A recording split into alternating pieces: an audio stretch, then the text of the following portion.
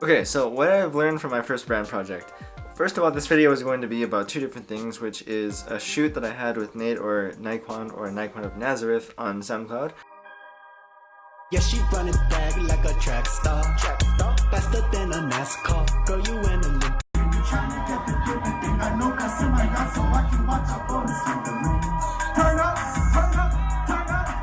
And I'm going to tell you guys mostly what I've learned, but also what I experienced within this past week of doing these two projects at once, and how that has affected me as the filmmaker and photographer and brand builder and all of the things behind the scenes. That rhymed, let's do this. So in my previous video that you can view, I think right here, in that video I explained that I was announcing that I had my first brand opportunity and that it was going to come up, and I said it was a podcast. We didn't really record a podcast this time, we recorded a video, but here's what happened.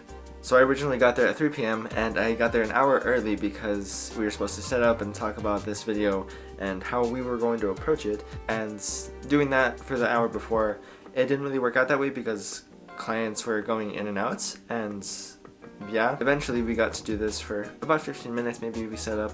And I mean, like I said, well, it was a barren room kind of, so what we set up was pretty much what you're going to see here, which is me sitting trying to frame the shot, trying to see if these chairs are even. They were just a bit uneven, which bothered me in the edit for parallel. I was like, oh my gosh, I did this, and why are they uneven? Okay.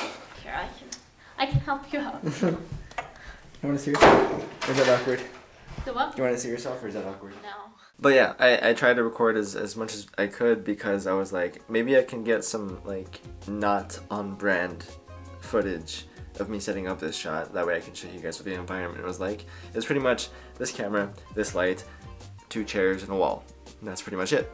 I don't want to talk about it too much because again, I don't know how much I'm allowed to talk about so far, but the video that we made, or that was to be talked about, was manifesting your dreams. That was the topic. That is what was talked about, and that is what I edited for. I edited 2 different versions, which was a just basic interview sit down type thing, and then I edited something that I would edit for myself, which was a lot more story based. I used a lot more b-roll to fill in the places of being descriptive where I didn't have footage to be descriptive.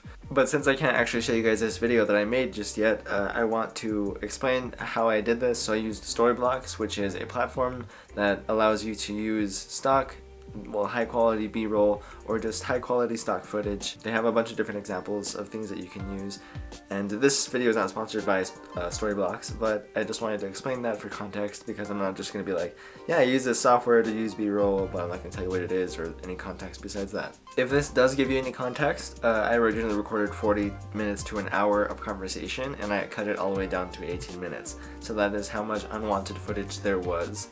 That is how this went in organization wise. So yeah, that's kind of the atmosphere that we went about this with, which hopefully gets better as we go. Now, since I can't show you guys what I actually did for this video, or the entire video itself, or just a big portion of it, I'm going to show you guys this little part that I put in for myself to be on brand. I think it came out pretty good. I want my first interview to be with. Sweet. Another person who's So, did you see it? Okay, what I have learned from this experience and what I want to know from you guys. So what I learned is that there's a lot of overcompensation that you can do as the creator. What I mean by overcompensation? Well, when I first got offered this brand job thing, affiliate brand I guess I like to call it, I was like, this is the stuff I want to go to New York for, this is really complex, I'm going to be losing a bunch of sleep. It's similar to a lot of work, but it is not really. It's a more straightforward approach than what I have been working on. I have been working on complex films, like feature film type stuff. I have done that before, so my skill set is kind of expecting that, and that's what I want. This isn't meant to say that this isn't enough for me. I don't want to make this seem like that, but what I mean is I thought that I was going to be making really, really complex edits, and that is what I have been doing for the past, ever since I started this years ago.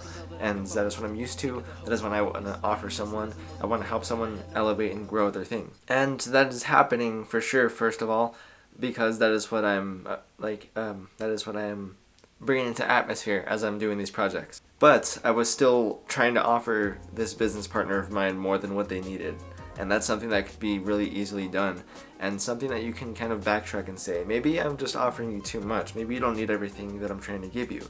And that's always a good thing to empathize with, because you don't want to be like, oh yeah, I offer this, and this for this much, and they only want this. As for you guys, have you guys ever worked with anyone who has asked you for something, and you think they're asking you for this insane project, and then you get to it, and you're like, oh, I thought this was more than it was going to be. I'm sorry, I offered you too much. As for Nate or Naquan, he is coming out with a single pretty much every month. He's working his ass off, and I appreciate that, and that's why I like working with him. He's an awesome dude. He's creative. He gives me creative freedom. He just wants some dope shots. Not that I'm mocking him, but like that's how he talks, and I just want to do it justice. And he's the perfect client that I would want to work with. How are we looking? Pretty good. Pretty good, pretty good? Pretty good. So he came out with this new single, Trackstar, that you should watch out for, and he's coming out with a new track called Goonie that is next month. So I'll announce that again probably. I don't know if we do something else. I think we're gonna end up doing like a music video type thing, but who knows. But yeah, I took photos with him. It was at the far end of our city, and where I live is a lot more southern. It's New Mexico, so it's very Hispanic and cultured that way. So there was murals of depictions of these things, and we took photos with those murals. I think it came out pretty good. We had fun. We took a bunch of photos. They got received well. Yeah. So that is what this past week has been. That is what life has been, and I hope to mix it up a lot more and continue to grow things. Appreciate everyone who decides they want to work with me. It means a lot. I'm stuttering a lot. I don't even know what I'm saying anymore.